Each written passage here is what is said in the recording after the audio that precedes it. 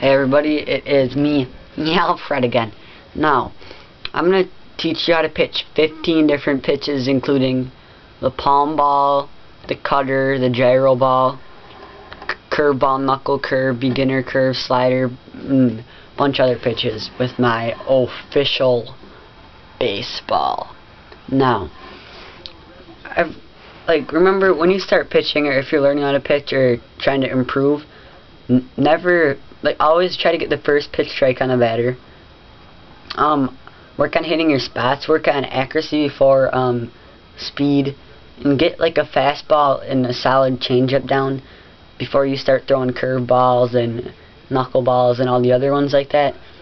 So the first pitch I'm going to show you is my favorite pitch, the four-seam fastball. This is the fastest pitch there is. Now you take the ball like this, by the horseshoe of the seam. Make sure you always have your middle finger next to that, and then put your middle finger comfortable distance apart.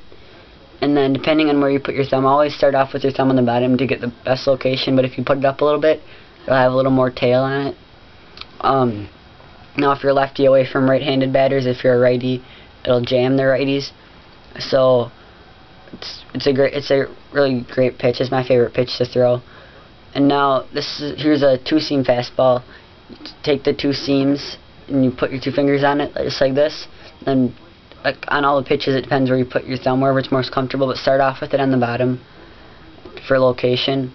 And there you go. Just throw this. And now with all your pitches, you want to work on coming over the top. Like with your fastballs, work on doing that, because with your off-speed pitches, most people like to come over the top because they find that the easiest way to throw them. And then if you throw them like that, if you throw all your pitches like that, the batter will never know it's coming. So you come out like at the same arm angle with every pitch. So that's a great thing to work on. And now on to the splitter. Now splitter, split finger fastball, whatever you want to call it. There's two variations of it, of the splitter. Now you just take the big horseshoe of the seam, put your middle and your index finger around it, and come straight over the top just like a fastball. And that's another great pitch. It's a little hard to throw, but if you get used to it, it's awesome. Cause right when it's about to get to the plate, the bottom drops out of it, and it's faster than like the breaking balls, and it has about half the movement, so it's still a really hard pitch to hit. And then there's another variation that you hold it just the same, it's like this, and then it's called a forkball. It's got a little more movement on it, but if you're under 14 or 15, you shouldn't really throw this one. This is one of the worst pitches for your arm. Like, really messes with your elbow. It can cause Tommy John surgery. It's not good at all. Because you just throw like a fastball, but at the end, you snap your wrist like this. It's not good at all. So that really messes with your elbow, but it's a great pitch once your arm's really grown to throw a lot. And yeah, it's awesome. I love that pitch. I don't throw it too much though, because it sucks having a sore elbow and stuff, you know. You don't want that, especially in tournaments. If you're on like a tournament team, you know, you gotta pitch every weekend, like 9 to 12 innings, you know, so that's bad. And then there is a cut fastball, or cutter, whatever you want to call it. And this is Mariano Rivera is known for this pitch. It's a great fastball. It's a little bit kind of slow. Well, it's about the same speed as a two-seamer, maybe a little bit slower. That's still pretty fast. So you take it just like a four-seamer, put your fingers together, and then put them at an angle like this. Then you throw it just like a fastball, and it's got really good cut on it. Hence the name, cut fastball. Now, I'm gonna teach you how to throw some breaking balls. Now, 3 different variations of the curveball. It's a normal curve, a beginner curve, and a knuckle curve. Now, you take the ball like this on make sure the big horseshoe's on the top and the open end's on the bottom. And put your middle and your index finger on that, and then your thumb on the opposite seam. And come over the top with this one. That's the easiest way to throw it. And just throw it. You gotta move your wrist like this. Don't throw it unless you're like 13, 14. That's when you should start throwing it. And don't overuse this pitch. But yeah, it's a great pitch. And then there's the beginner curve. It's a lot easier on your arm if you have this finger up and you don't snap it quite as much. That's what you should throw in Little League or the knuckle curve. Now the beginner and the knuckle curve still take some toll on your arm, but not as much as the normal curve. Now the knuckle curve will be a little bit slower, but have a little bit more break. It's kind of hard to get used to because you have to have your finger like this, like a knuckleball. But it's another awesome pitch. You just throw it just like this. Now the difference between throwing a slider is, well, the grip and the way you move your wrists. It's like this, and slider takes a little more toll on your arm. It's probably like one of the worst pitches for your arm. But you go like this, and but for a curveball, you flip your wrist like this. You come over the top like this, and after the slider, you make sure the open end's on the top and the horseshoe's on the bottom, and you middle and index finger like this, and then thumb on the opposite seam, and then come over the top like this, wherever it's most comfortable. Always try to have all your pitches at the same arm angle, because then the batter won't know what's coming. And then just like this. That's a great pitch. It'll be a little bit faster and have a little more bite than the curveball. Not quite as much of a drop, but it's got like a good little curve on the end, and the bottom kind of drops out. And it's a pretty fast pitch too. You throw it pretty hard. And then now here are some changeups. There's this one, like the 3-seam changeup. It's like this. Just have your fingers on the ball. It's like this, middle finger between the seams, and then ring and index finger on the outsides. Just come straight over the top.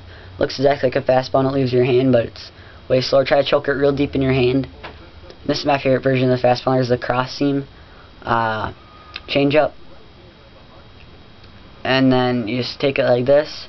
Now these will be a good amount slower than your fastball, but they're awesome off-speed pitches. Now to throw a circle change, you take your pinky and your thumb and you connect them. Oh wait, sorry. You take your index finger and your thumb. You can move these fingers up the ball, and then you keep this off the ball. So I guess to make a circle change, and throw it just like a fastball. And it has really good tail on it, and it's got pretty big speed differential from like the fastball. So it's another awesome pitch. And now every pitch is hard to hit if you throw it with the right location, and if you know the batter's weaknesses and you place it in, like, their cold spots on the plate.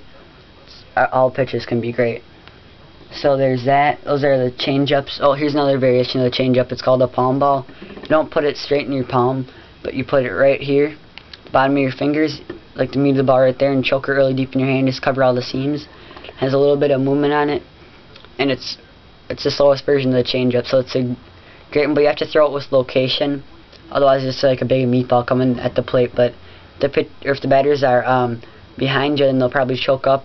There's 2 strikes, and they'll be thinking swing right away, and off speed, you get them almost every time. But you can't overuse your changeup, otherwise the batter knows it's coming. So that's a good strikeout pitch, especially in Little League before you start throwing like the curveballs and stuff. And then there's the knuckleball left and the gyro ball. Here's how you throw a knuckleball. Just take your knuckles, put them on the ball like this. You don't have to. A lot of people think you have to have like your front knuckles on the ball like this, but you really don't. You just kind of put your fingers and bend them like this. Have the tips of your fingers on it like this. And then just try to keep the ball from rotating. On a windy day, the ball move back and forth like this. And it's a great pitch. It's hard to get used to once you do. It's really hard to hit, and it doesn't go that fast, but it's extremely hard to hit. And the last pitch is the 15th one. There's a gyro ball. You take the ball like this. You kind of make like the peace sign from Star Trek, and you put it like the horseshoe of the seam right here. You hold on to it. Start off holding on to it like a curveball. Then move this over, and move these 2 fingers up, and just like this. Just like this. Make sure your fingers are together, and make sure you can see the seam between these 4 fingers right here. And then now this one, there's 2 different ways that you can throw it. You can throw it like a curveball. And this isn't like you can throw it like a curveball and have a little bit different movement. It's a little bit faster. I don't know how to explain it. It's got this really bizarre movement on it. Or you can throw it like or you can flip your wrist the opposite direction. It'll have opposite movement, and it has more break like this. So when you throw it, you like, instead of a slider like this, you flick your wrist like this, and the ball comes out like this and fades away from the batter, and it's great. great pitch to throw. And those are the 15 pitches. Just remember, you always take care of your arm.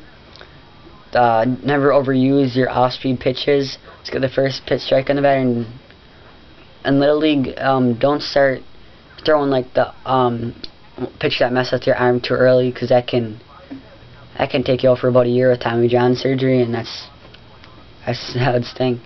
So just work on your pitches and you're good to go.